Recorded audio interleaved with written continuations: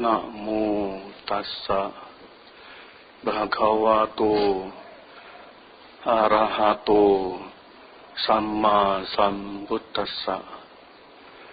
Namo tassa bhagavato arahato samma sambuddhassa. Namo tassa bhagavato arahato samma sambuddhassa. Yatapi bupasayangha kaira malagule bahu ewang jatena majjena katabang kusalang bahun di bagikan seorang perangkai bunga dari onggokan bunga-bunga membuat untayan bunga. Demikianlah hendaknya seseorang menghimpun kebajikan.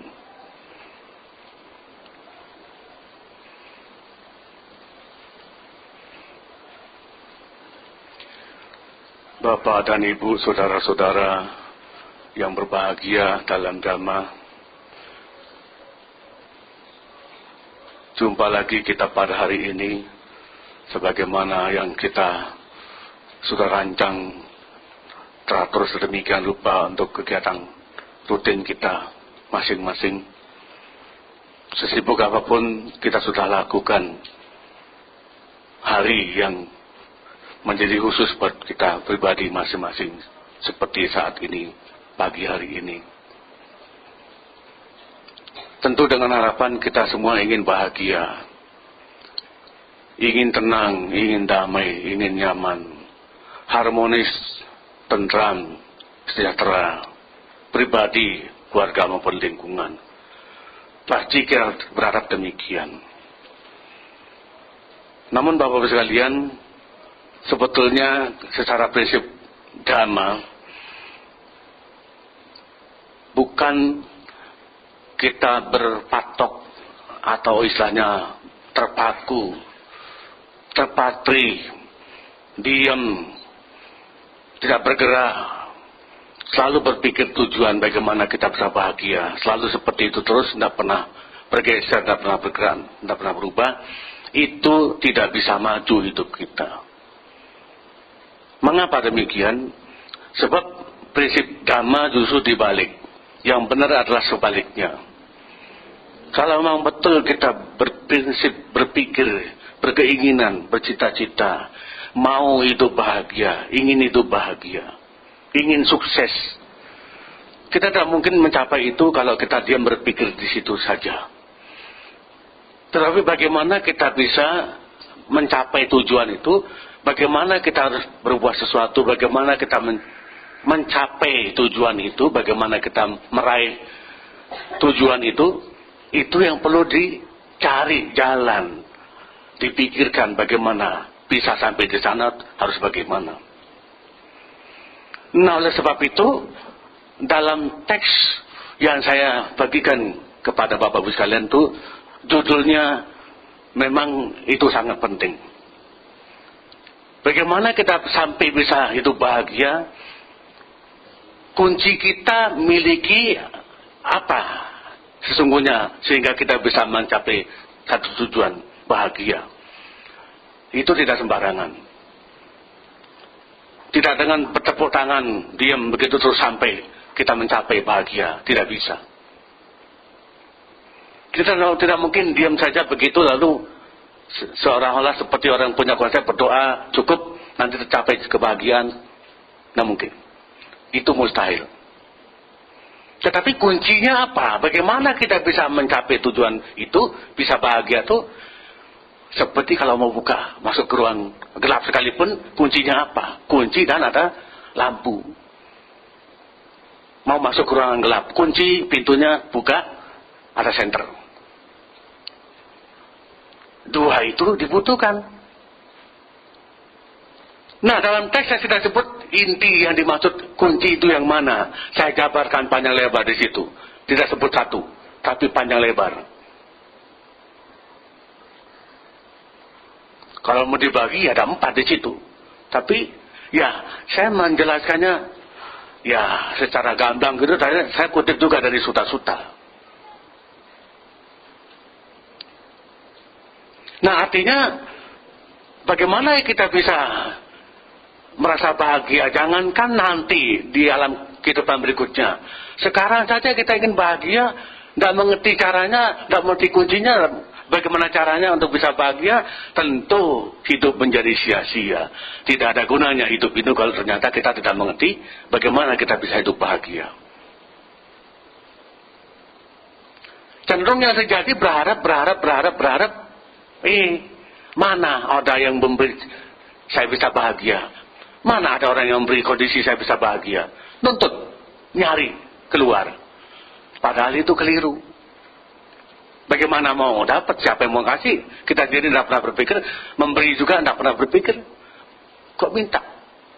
Berharap dari orang lain? Tidak mungkin. Nah oleh sebab itu sudah umum. Banyak sering kali dijelaskan. Saya tidak tulis itu dalam teks saya. Tapi yang saya tulis adalah bagaimana gerak dari sini mulai pegang kunci, jalan ke depan sampai tujuan. Meskipun tidak persis itu juga teksnya itu alurnya demikian. Nah oleh sebab itu ya namanya itu bahagia, mencapai tujuan bahagia itu siapa yang kita ingin? Semua kita ingin, tetapi justru yang memblokir kita tidak bisa mencapai itu karena berdiam, terpati pada ingin bahagia, tapi caranya bagaimana tidak terpikirkan, tidak dicari, tidak digali, tidak dipahami. Nah sebab itu bagaimana ya? Kalau kita lihat sebetulnya yang pertama lebih dulu saya harus jelaskan di situ pertanyaan tentang mengapa orang cari kebahagiaan, bagaimana mengapa orang berbuat baik seperti itu. Mengapanya itu bermakna yang sangat dalam, mengandung makna yang sangat dalam, tapi saya tidak mengulas itu panjang lebar.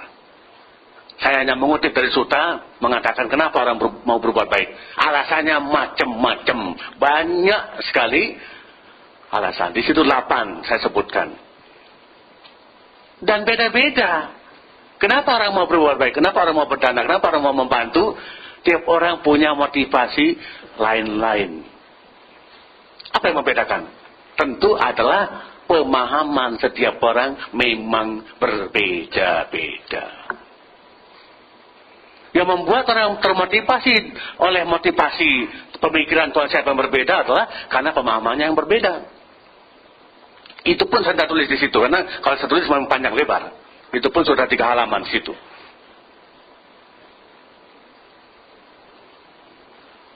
Coba kita gali pemikirannya. Kenapa orang per orang di antara sekian orang aja, tidak usah sampai seluas itu. Ruang dalam masalah ini sekian orang aja. Kalau ditanya kenapa belum berdana, ada berapa kelompok? Saya tidak katakan masing-masing berbeda persis beda, tapi berapa kelompok? Satu kelompok pertama ada berapa orang sama pandangan mirip-mirip pandangannya. Kelompok kedua berapa orang mirip-mirip sama-sama sedikit kemiripannya pandangannya sama. Seperti itu. Ada yang mengatakan saya mau berdana kan supaya saya bisa bahagia dalam sana nanti. Orang surga. Oh saya mau berdana karena nenek moyang saya dari dulu kan sudah punya tradisi demikian, saya harus teruskan. Mau berdana karena aduh tidak enak dikritik sama dia, malu saya, takut, udah dana saja. Asal tidak ngerti, bodoh dan arti kasarnya, tidak tahu apa-apa, berdana. Mau nolong, mau bantu orang lain karena tidak ngerti. Ada orang begitu, ada. Macam-macam, berbeda-beda pandangan, berbeda-beda pendapat, berbeda-beda pemahaman yang memotivasi, yang mendorong, yang menggerakkan setiap orang mau berbuat sesuatu, berbuat baik, membantu atau berdana atau apapun istilahnya, pokoknya itu berbuat baik.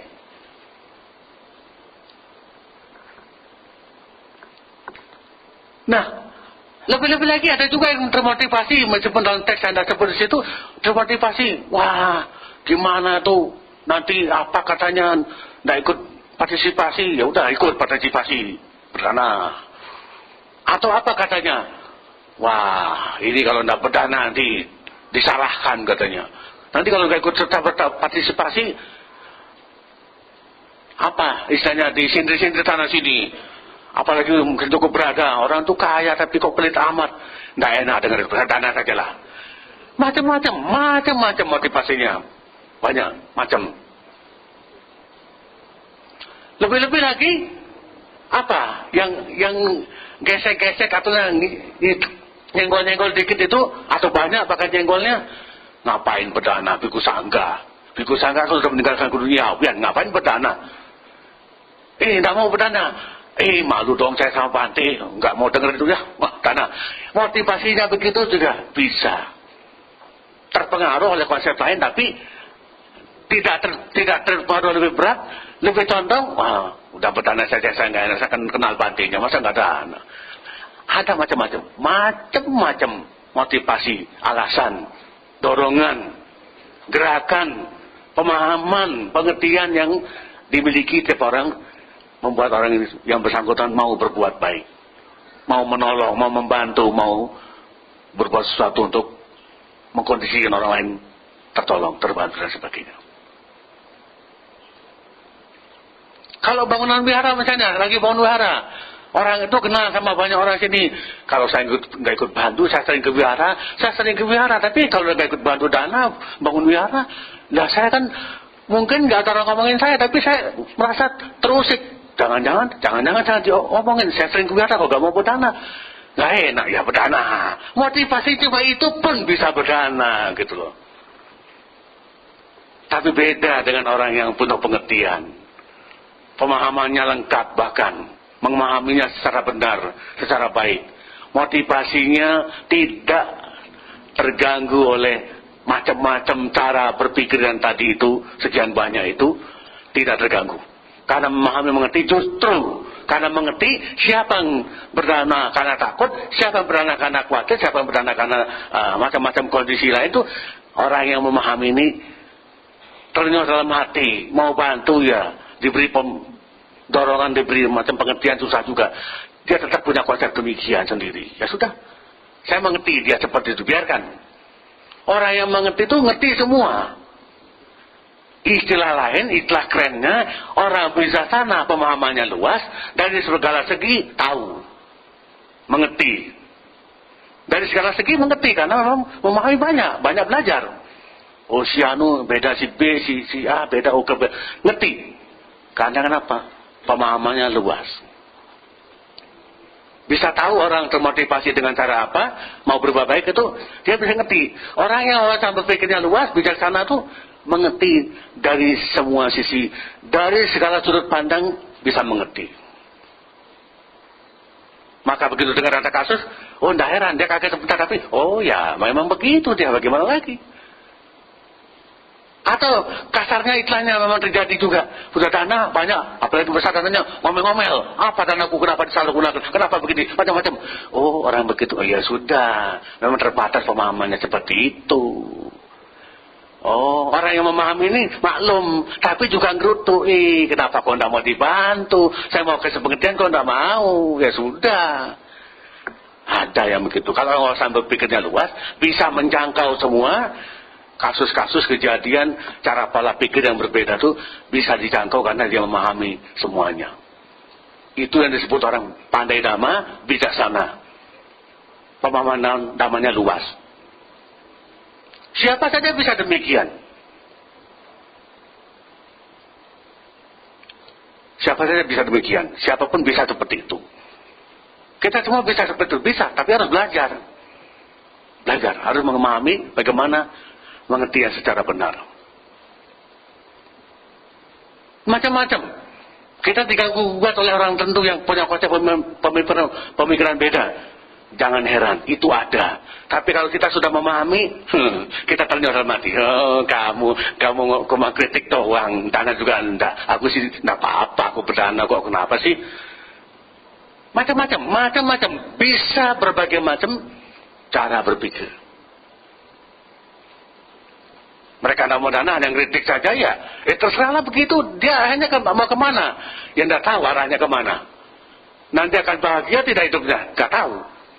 Tapi orang yang mengerti nggak tahu. Oh, dia akan menderita nanti itu. Terserahlah. Dia tidak mau ngerti kok. Akan begitu. Ya. Nah, hal-hal seperti itu ada dalam Anguttara Nikaya 8/3/3 yang saya kutip itu. Di situ dulu mana urutan kedua, tapi ini saya jelaskan lebih dulu. Memang itu penting sekali.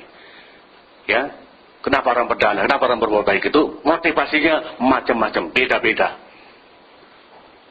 Ya, tetapi ada lagi kalau kita mau mempelajari kitab suci banyak sekali penjelasan, sangat banyak. Kalau kita mau jelajahi, kita mau baca, kalau kita mau pelajari, kita menemukan banyak konsep yang bisa kita jadikan perenungan, mempelajari sampai memahami dan bisa melakukan, bisa menerapkan, bisa melaksanakan, bisa berbuat sesuai dengan pemahaman kita atas bacaan kita dari kitab suci tersebut. Gitu. Jadi macam-macam, ada banyak macam.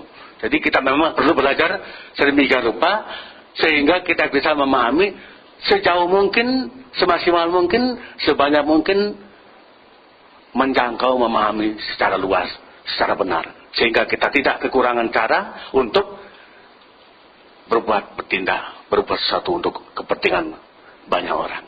Kepentingan semua makhluk. Kepentingan dhamma, kepentingan kemanusiaan, dan sebagainya. Ya.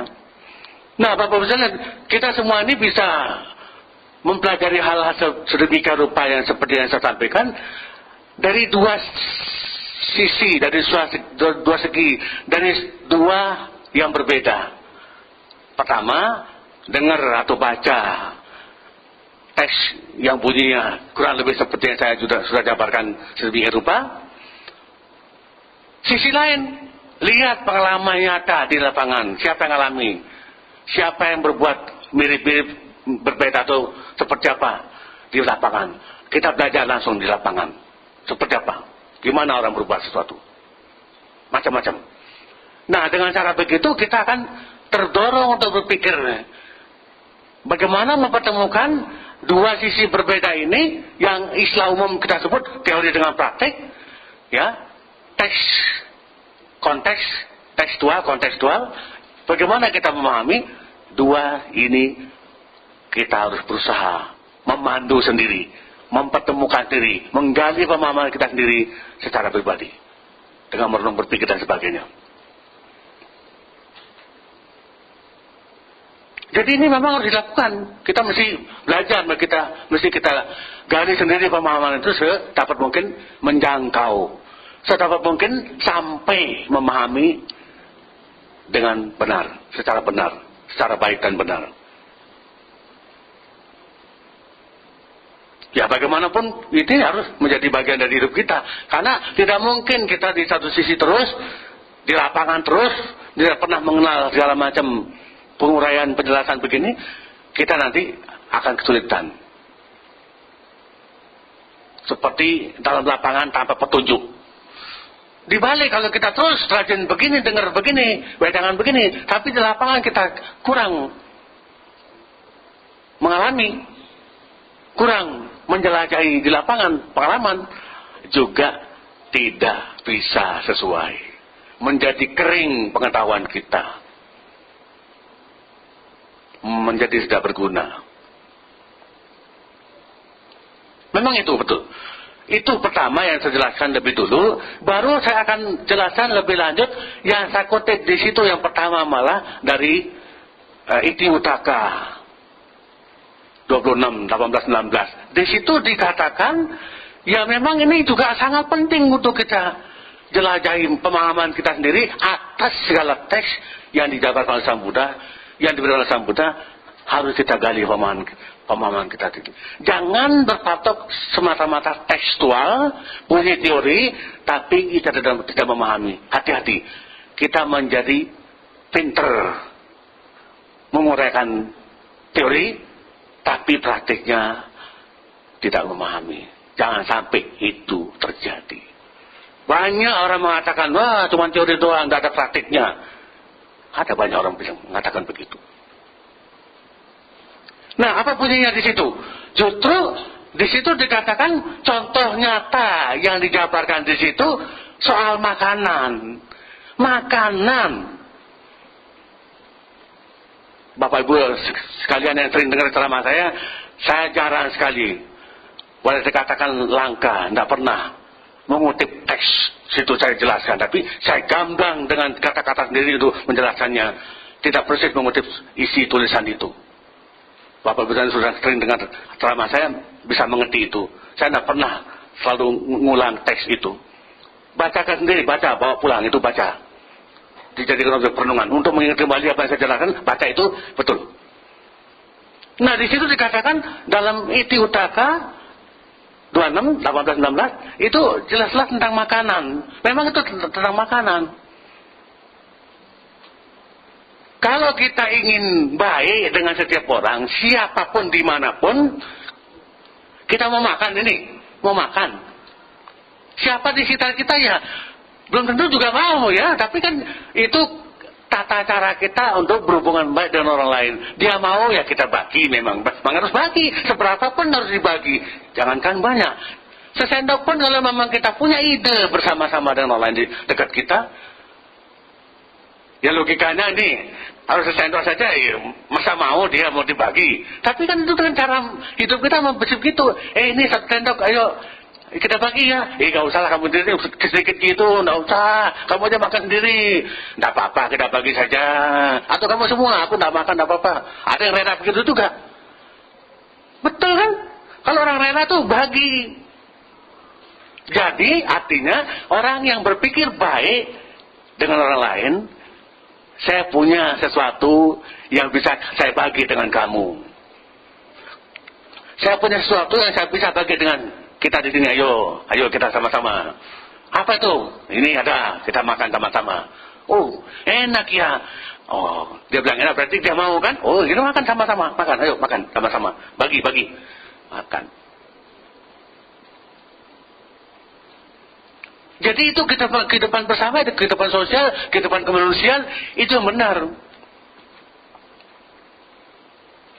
Nah, kalau orang Jakarta, ini banyak orang Jakarta, banyak orang luar Jakarta juga, tapi kalau orang Jakarta istilahnya sangat populer, lulu gua katanya. Udahlah aku makan sendiri, mau peduli amat orang lain tidak tahu peduli, biarkan saja anda kelapar sendiri, makan aku sendiri. Nah, tidak boleh begitu. Tidak boleh gitu, kita mesti peduli. Karena dengan begitu, kalau kita seperti itu, kalau kita peduli orang lain, kita dalam suatu saat tertentu entah kapan, berhadapan dengan entah kesulitan kecil atau besar, nanti di sana akan kita ngalami. Ternyata tidak kenal siapa-siapapun, siapapun tidak kenal. Tapi ada kesulitan tertentu kok, ditolong ya, dibantu ya. Itulah buahnya. Itulah buahnya. Tapi jangan heran kalau kita sendiri ngalami entah di mana. Saya cari orang, padahal banyak orang, tapi kok tidak ada yang mau bantu saya. Kenapa ya? Kok begini? Gimana hidup ini kok begini? Loh, salah siapa? Berarti itu ketahuan yang bersangkutan sama sekali tidak pernah mengkondisikan bantu orang lain. Kentara itu. Coba siapa yang mengalami seperti itu? Yang merasa ngalami, berpikir, coba merenung. Oh, kok betul ya kata Bandi saya pernah ngalami gitu? Iya, berarti kan kesulitan sendiri nggak ada yang bantu, itu berarti kita sendiri nggak pernah mau peduli orang lain, nggak pernah mau bantu orang lain. Akibatnya kita kesulitan sekecil apapun, apalagi serius besar, kita nggak akan bisa dapat bantuan.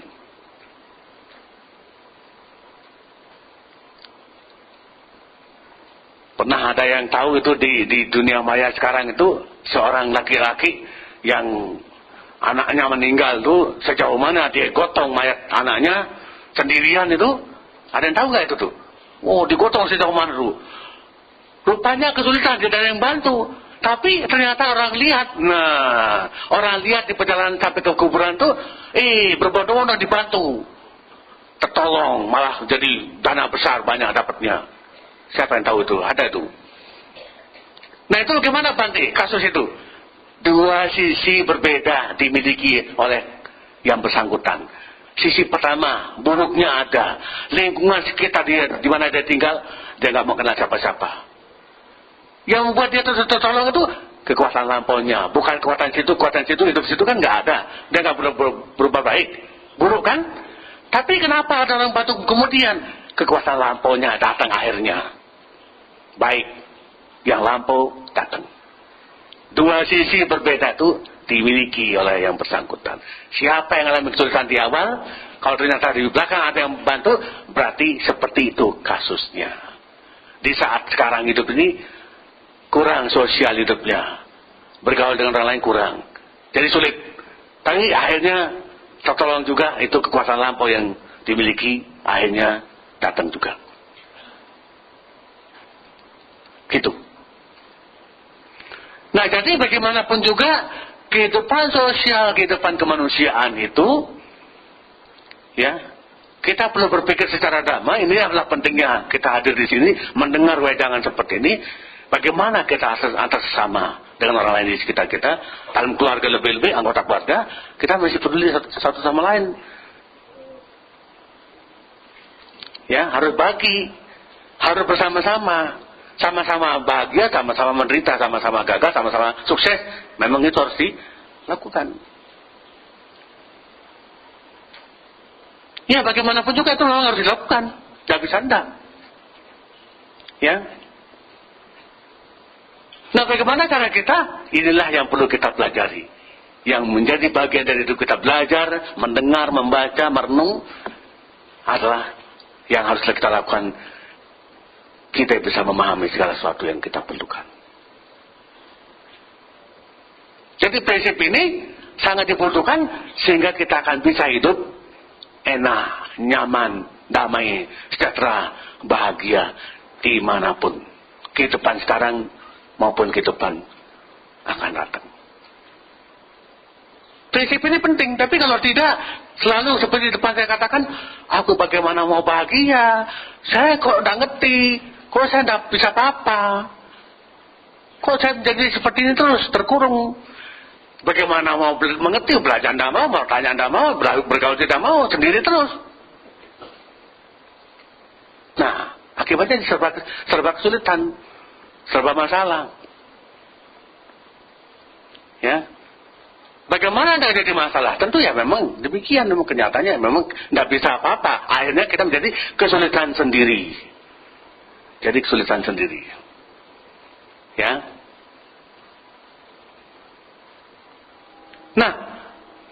Nah bagaimana supaya kita bisa harmonis, damai, sejahtera, bahagia, hidup dimanapun?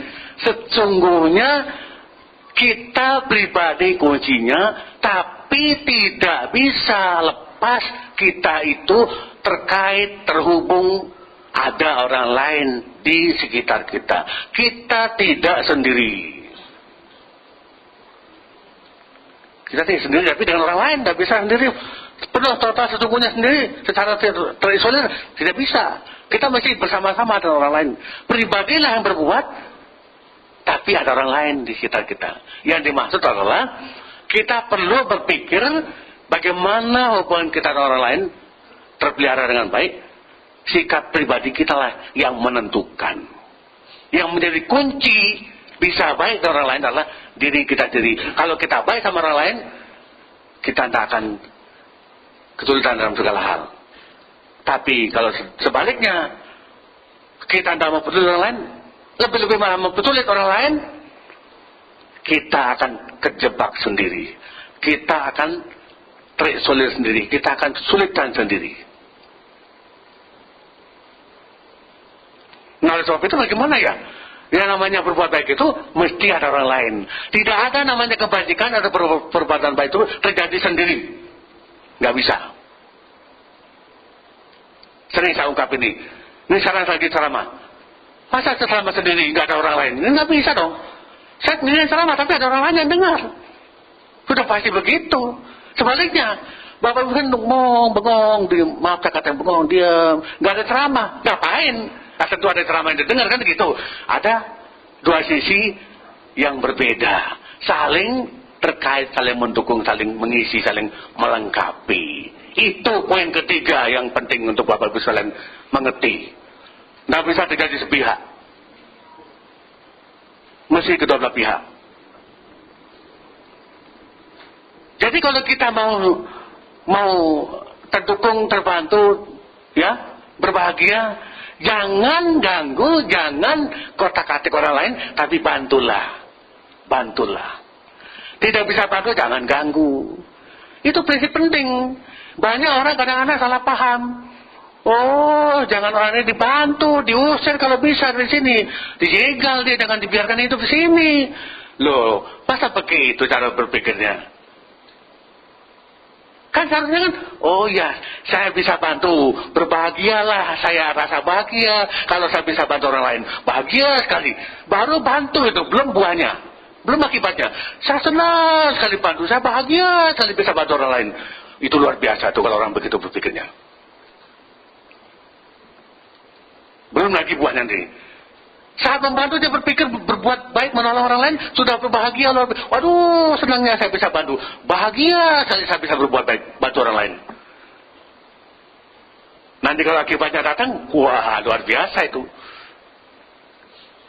Orang seperti itu juga di depan sudah saya singgung, tidak mudah diganggu oleh konsep-konsep yang berbeda.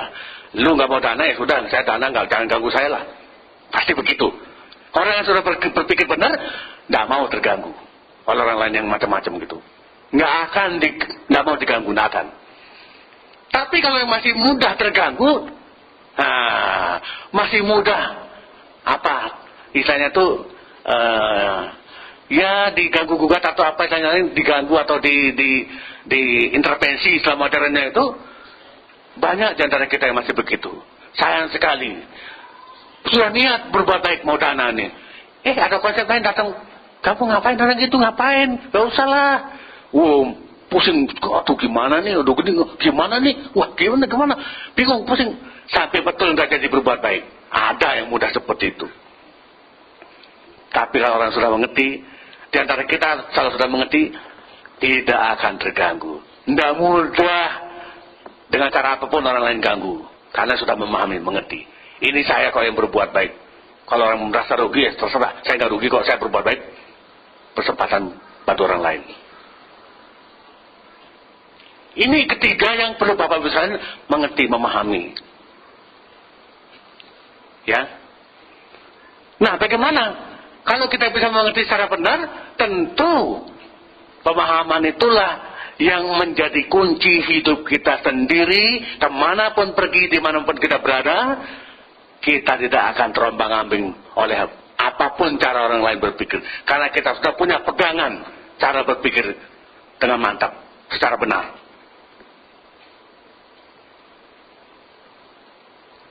Jika kita sudah memiliki cara berpikir benar, boleh saja orang berusaha untuk ganggu kuat, tapi kita tidak akan terganggu. Tetap punya prinsip yang kuat, tetap punya pedoman cara berpikir benar, saya tidak akan terpengaruh. Saya tetap akan berbuat baik. Saya tetap akan berbuat sesuatu untuk kepentingan orang lain, untuk kepentingan saya sendiri juga.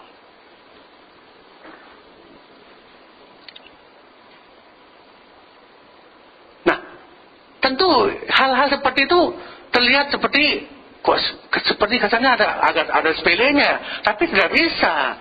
Itu justru sangat penting untuk menjadi bagian dari pemahaman kita sendiri. Jika kita sudah memiliki cara pemahaman demikian, kita kemanapun pergi tetap berprinsip saya harus berbuat sesuatu untuk kepentingan orang lain. Maka saya kadang-kadang ketemu umat, entah dari Damansaka, entah dari mana, ketemu di daerah mana, provinsi mana, ketemu atau telepon atau Bante di sini ada wihara di mana, pasti tanya wihara untuk tempat mengabdi bisa berbuat baik. Orang yang memahami benar akan seperti itu. Beda dengan sebaliknya. Udah pindah ketemu di mana? Loh kamu kan tidak ke wihara, kamu tidak ke wihara? Enggak Bante sibuk, saya tidak bisa ke wihara. Macam-macam alasannya. Ada orang begitu? Ada. Mau dipaksa? Sulit dipaksa. Punya pola pikir sudah demikian. Nah, ya memang sulit. Tapi kalau kita terus berusaha membantu, suatu saat bisa berubah? Nggak tahu, bisa juga iya. Bisa juga berubah. Jadi ada orang seperti itu. Jadi padahal tahu wihara dekat rumah, nggak pernah ke wihara. Nah, sayang sekali memang ada orang seperti itu.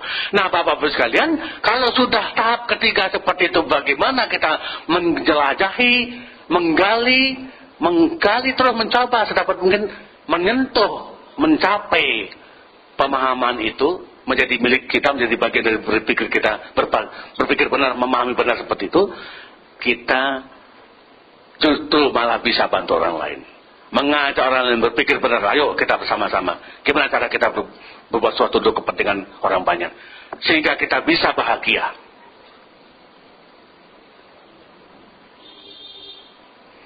Nah, kalau sudah seperti itu, kalau kita sudah berpikir demikian, nggak usah juga yang berikutnya dipikir, nggak perlu juga, nggak harus juga berpikir semoga saya jadi apa, karena surga kemana lainnya.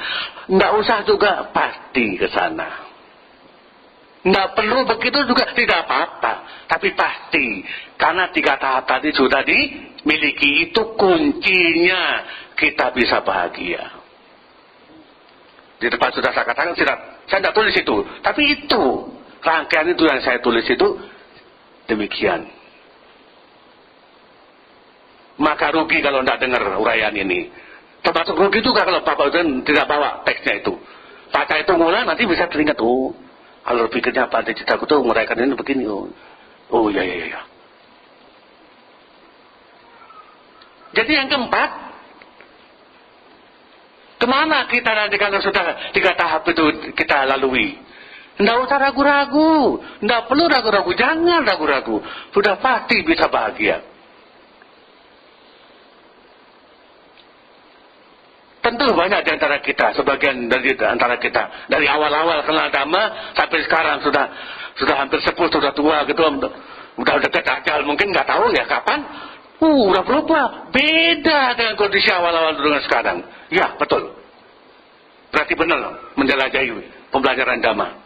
Tapi kalau sebaliknya, sekarang aduh menderita, sedih, aku dengar Dhamma kok jadi nggak seneng ya. Nah, salahnya di mana itu? Ada salah di mana itu seperti itu? Sayang kalau sampai begitu terjadi. Tapi saya yakin, sangat yakin ada di antara kita yang sudah seperti alur uraian wejangan ini di tes demikian tuh sudah dilalui. Meskipun mungkin baru berapa persen, tapi sudah beda dengan sebelumnya. Sangat beda, jauh berbeda. Saya sangat yakin, saya menemukan orang-orang demikian sudah berubah hidupnya. Dalam bisnis saja, duniawi. Dulu belum kenal Dhamma, dengan sana udah kenal Dhamma, belum maju bisnisnya. Iya maju karena banyak berdana. Kenal Dhamma, nggak merosot bisnisnya, maju. Iya karena kenal Dhamma. Jadi kenal Dhamma itu bisnis maju betul. Loh kalau merosot bisnisnya kenal Dhamma, ada yang keliru itu. Salahnya di mana itu? Paling tidak mensejahterakan karyawan, staf keluarga bahagia. Meskipun secara materi duniawi mungkin nggak banyak meningkat, tapi produksi mentalnya itu, saya pinjam istilah produksi mentalnya itu betul diolah, maju dalam hidupnya, bahagia dialami. Bukan materi, tapi mental, batin. Itu juga saya lihat yang alami demikian. Dulu hidup awalnya kenal Dhamma masih kelihatan bingung, tapi belakangan kelihatan sejahtera, bahagia, damai karena sudah kenal Dhamma. Bukan materi, tapi Dhamma. Kan ada tuh kekayaan Dhamma atau menjadi waris dalam Dhamma, bukan waris dalam materi. Kan sudah pernah saya jelaskan itu juga. Nah, Bapak-Bapak sekalian, bagaimana kita bisa menjadi orang yang betul-betul mandiri? Saya pinjam lagi istilah lain, tidak ada dalam teks itu. Bagaimana kita belajar mandiri? Itulah pentingnya Dhamma. Menjadi pedoman hidup kita, kita bisa menjadi hidup mandiri. Tidak terlalu tergantung orang lain dalam arti kita tetap sendiri tapi hubungan orang lain selalu ada. Tapi yang dimaksud tergantung itu selalu melekat dengan siapa, tidak bisa lepas dengan siapa. Tidak demikian. Itu yang dimaksud berarti itu tidak mandiri. Tapi kalau mandiri, netral dengan siapapun oke, nggak ada masalah. Itu mandiri. Yang dimaksud mandiri itu. Bisa bahagia dengan siapapun, ketemu dengan siapapun, tidak ada masalah. Tidak ada ganjalan, tidak ada benturan, tidak ada ketegangan. Damai, harmonis, tenang, bahagia. Walau luar biasa hidupnya. Harus begitu.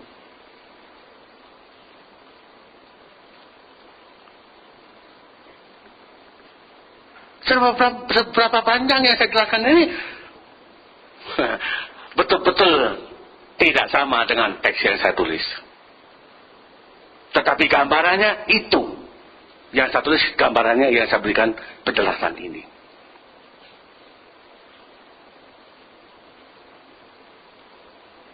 Nah, mari kita berpikir dan memang merenung. Kalau memang perlu dijadikan suatu pelajaran terus, sering mungkin mengulang baca teksnya, dengar rekaman ini juga, patok, dipandu dengan teksnya tulis, ini jabarannya, ini tulisannya. Gimana memahami dua-duanya? Bisa dipahami secara berbeda, tapi ketemu nanti, oh sama ya mananya ya. Harus begitu. Nah, jika kita bisa seperti itu, berarti kita mampu menggunakan nalar berpikir kita untuk menangkap, mendengar penguraian Dhamma dimanapun kita bisa mengerti dengan baik. Dengan begitu, kita menjadi punya modal, bisa hidup bahagia karena bisa belajar Dhamma, bisa memahami Dhamma secara benar, dan bagaimana penerapannya kita juga usahakan.